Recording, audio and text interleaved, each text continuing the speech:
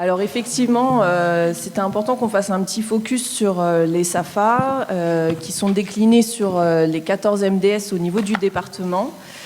Parce que, effectivement, c'est les professionnels du terrain qui reçoivent les informations préoccupantes également et qui font les évaluations.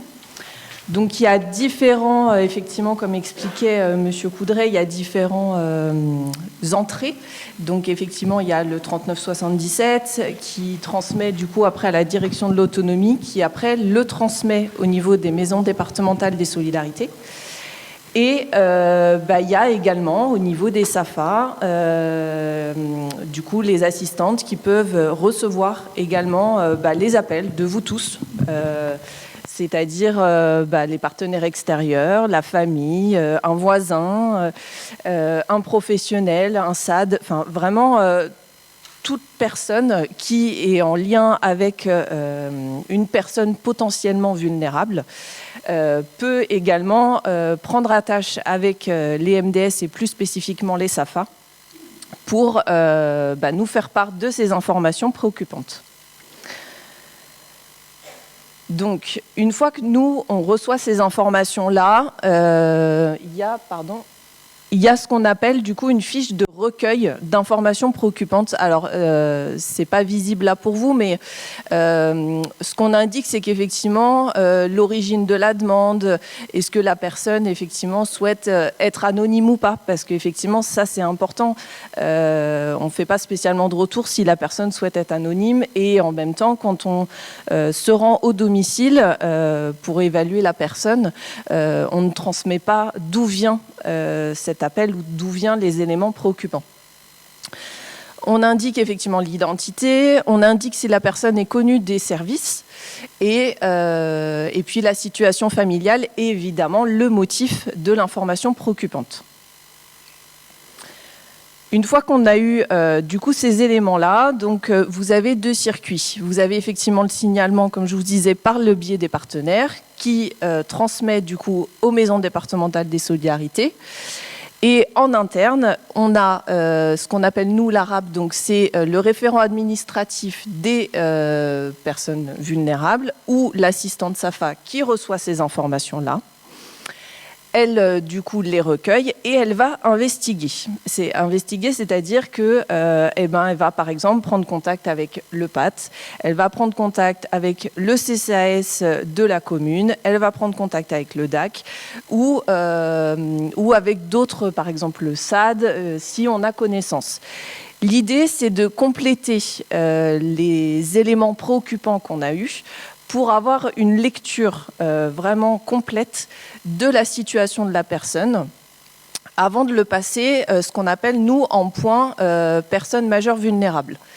Donc c'est une instance de concertation où, en fonction de la situation et des éléments, c'est à ce moment-là qu'on détermine si l'évaluation peut être faite avec un seul travailleur social ou s'il y a besoin d'un binôme interne aux maisons départementales, où on sollicite effectivement un autre partenaire extérieur, donc un PAT, un CCAS, et un professionnel des SAFA.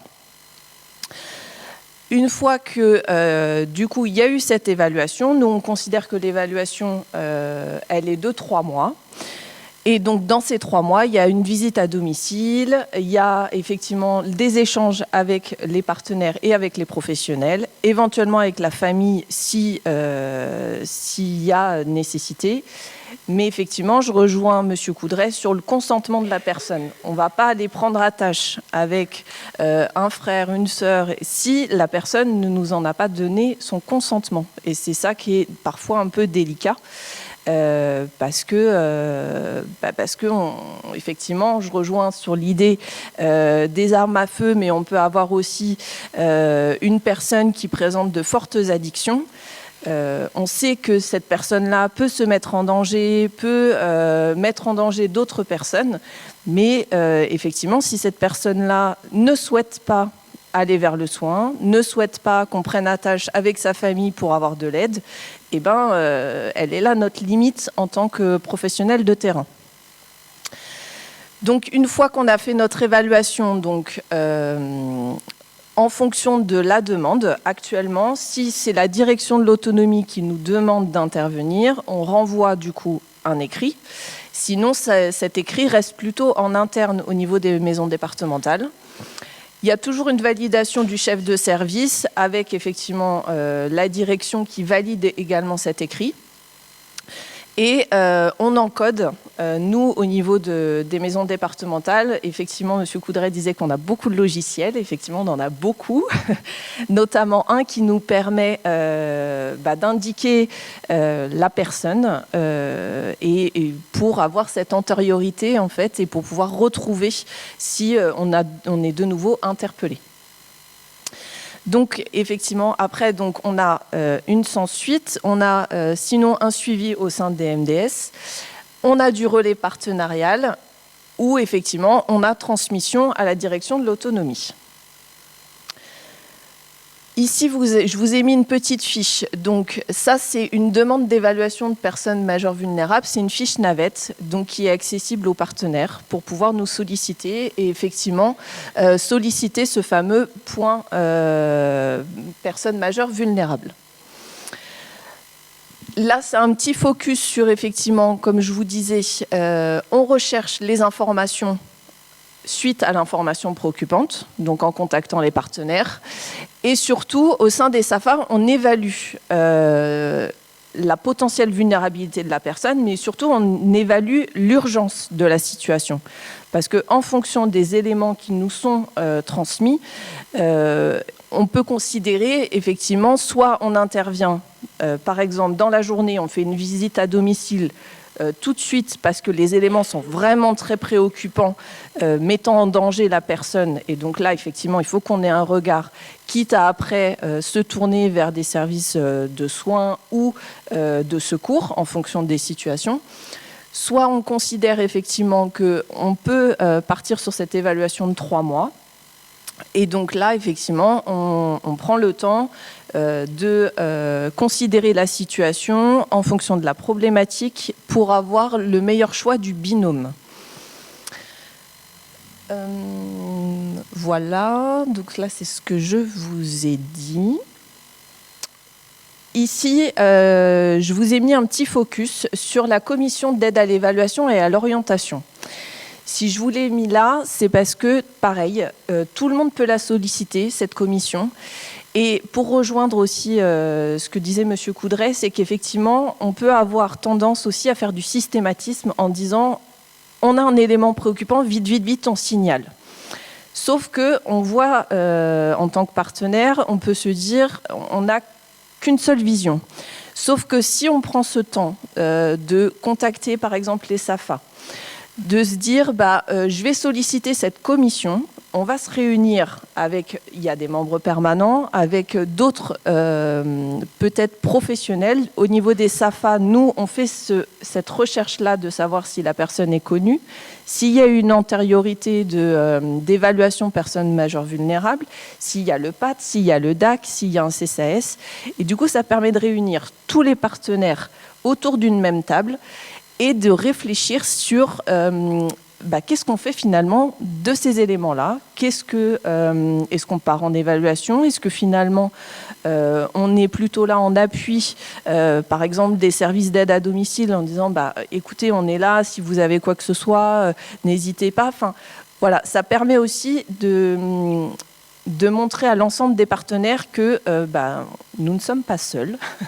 Et ça, c'est des fois très important quand on est face effectivement à la vulnérabilité ou à la maltraitance des personnes. Ici, donc, on est sur effectivement la fameuse désignation des professionnels.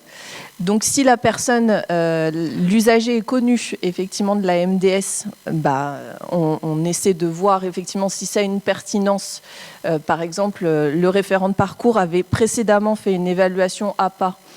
Est-ce que ça a une pertinence que ça soit la même personne qui se rende en évaluation ou pas du tout, parce que l'évaluation s'est très mal passée, elle a été accueillie par un couteau et finalement, on vaut mieux changer, ça peut aider.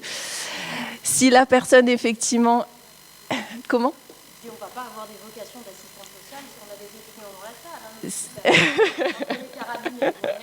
C'est ça. Mais il faut prévenir le terrain, il faut expliquer.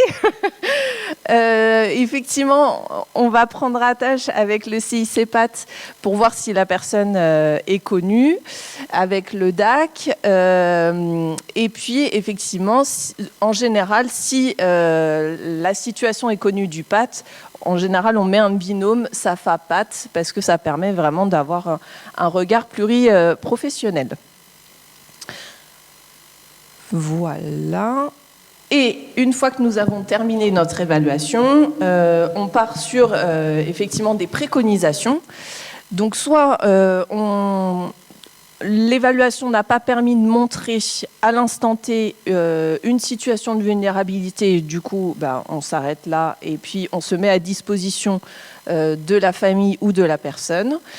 On peut partir effectivement sur des mesures de protection avec mesures de protection juridique, curatelle, demande de tutelle, sauvegarde de justice, demande de MASP. Voilà, on peut aller sur ça. On peut aller effectivement sur un signalement au niveau du procureur quand on a constaté de la maltraitance. On peut être sur de l'accompagnement avec effectivement un accompagnement SAFA qui se met en place avec le CCAS, avec le PAT et puis effectivement une coordination qui se met en place de nouveau. Et puis on peut être aussi en lien du coup avec la famille et avec les hôpitaux si besoin.